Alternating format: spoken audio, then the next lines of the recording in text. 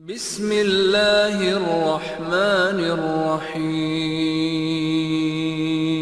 قربانی کے متعلق اب یہاں ایک اور چیز ہے جو امسال کچھ زیادہ سوال اٹھ رہا ہے، بھینس کی قربانی۔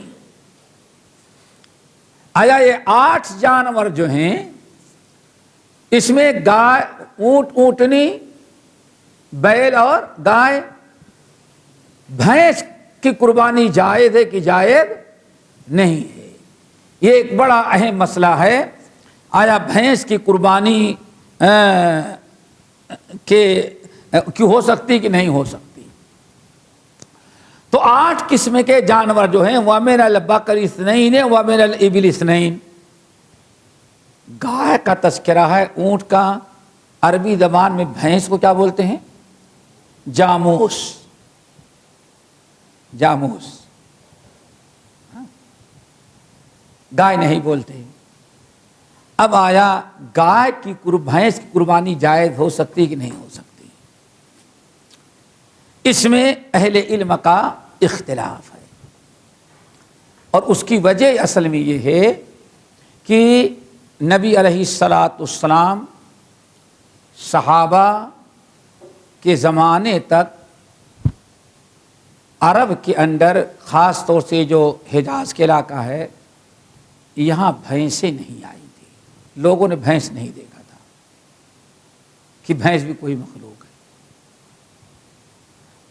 خلیفۃ المسلمین پہلی صدی کے آخر میں، یعنی نبی علیہ السلام کے دنیا سے جانے کے 100 سال پورے ہو رہے تھے، خلیفۃ المسلمین عمر بن عبدالعزیز رحمۃ اللہ علیہ کا زمانہ تھا۔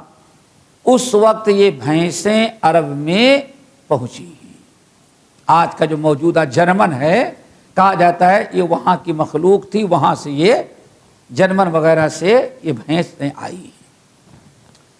جب بھینسیں یہاں داخل ہوئیں عرب میں، اب اس وقت علماء کے سامنے کئی مسائل آئے۔ نمبر 1، یہ ہے کون سی مخلوق، حلال یا حرام؟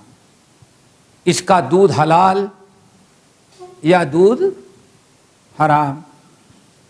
تو اس وقت لوگوں نے، تمام علماء نے اتفاقی طور پر کہا کہ نہیں، یہ بھی گائے معلوم ہوتی ہے، اس لیے اس کا دودھ بھی حلال، اور یعنی یہ حلال جانور ہے، اس کا دودھ، اس کا مکھن، اس کا دہی، سب کچھ اس کے لیے حلال ہے، کوئی حرج نہیں۔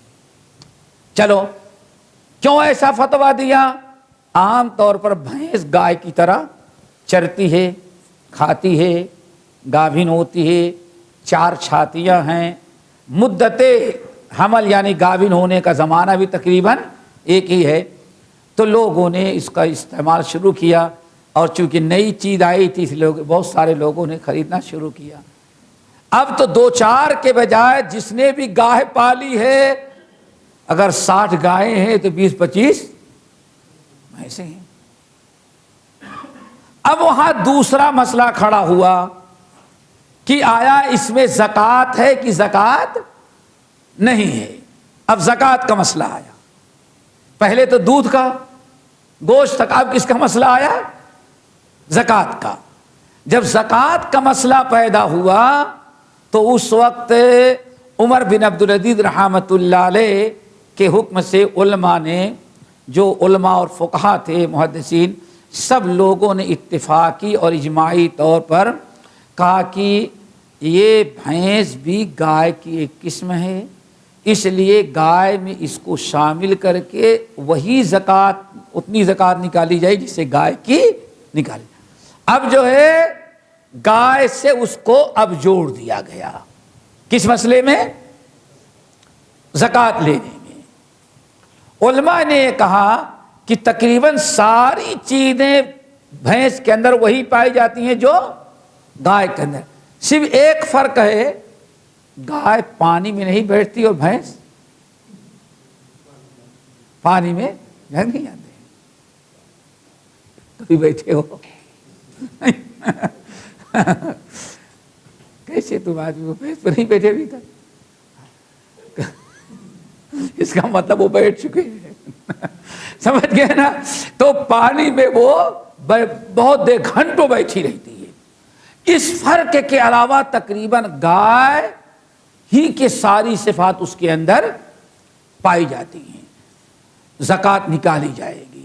اب شرعی طور پر ایک دینی مسئلے میں بھینس کو گائے کے ساتھ شامل کر دیا گیا, لیکن ابھی قربانی کا مسئلہ نہیں آیا تھا, اس وقت بات نہیں اٹھی.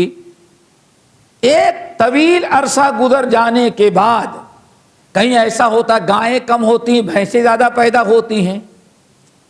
خود ہمارے پاک و ہند کے کتنے علاقے ایسے ہیں کہ گائے وہاں نظر نہیں آتی لیکن بھینسیں بہت زیادہ نظر آتی. بڑے بڑے طویلے جو ہوں گے بھینسوں کو, گائے کا کوئی گائے تو شوق کے طور پر, لیکن دودھ کا سارا انتظام کس سے ہوتا ہے؟ اپنے یہاں بھینس سے ہوتا ہے. اب کھانے کا بھی مسئلہ آیا, قربانی کا بھی مسئلہ آیا, تو علماء قربانی کا مسئلہ آیا تو علماء کی ایک بڑی جماعت نے, علماء میں اختلاف ہوا, ایک بڑی جماعت نے کہا جب دودھ پینے میں, گھی میں, زکوٰۃ میں, ہر معاملے میں بھینس گائے کی ایک قسم سمجھی جاتی ہے, زکوٰۃ بھی نکالی جاتی ہے, تو قربانی بھی ہو سکتی ہے. سمجھ گئے نا؟ قربانی میں کوئی مداخلہ, کوئی حرج نہیں ہے. اسی لیے بہت سارے اہل لغہ سمجھتے ہیں نا, ڈکشنری جو, ہاں ڈکشنری کیا کہتے ہیں, اہل لغہ جو ہیں, بہت سارے لوگ جو بڑے بڑے عربی اہل لغہ ہیں, ان میں سے اکثر نے کہا الجاموس نوع من البقر. کیا کہا؟ الجاموس نوع من البقر. لوگوں, بھینس کوئی الگ مخلوق نہیں ہے, یہ بھی گائے کی ایک قسم ہے. اچھا دیکھیں, ہمارے یہ سارے لوگ جانتے ہوں گے واقعی گائے کی کئی قسمیں ہو سکتی ہیں. تم لوگ تو نہیں معلوم ہوگا, شاید کہ یہ جانتے ہوں گے, ہمارے بھائی جاوید لوگ جانتے ہوں گے. پہلے گائیں جو اپنے یہاں نظر آتی تو بڑی سینگوں والی, یہ جو جرسی گائے جو ہے اس کا کوئی تصور نہیں تھا.